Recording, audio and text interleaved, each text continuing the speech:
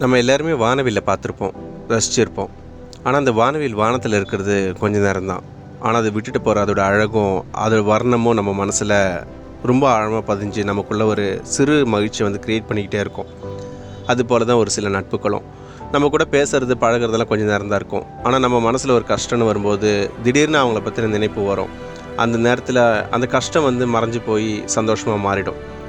இது போன்ற நட்புகள் உங்கள் கூட இருந்தாங்கன்னா அவங்க நேமை வந்து கமெண்ட் பாக்ஸில் சென்ட் பண்ணுங்கள். அனைவருக்கும் நன்றி. நான் உங்கள் ஷைன் பிடி.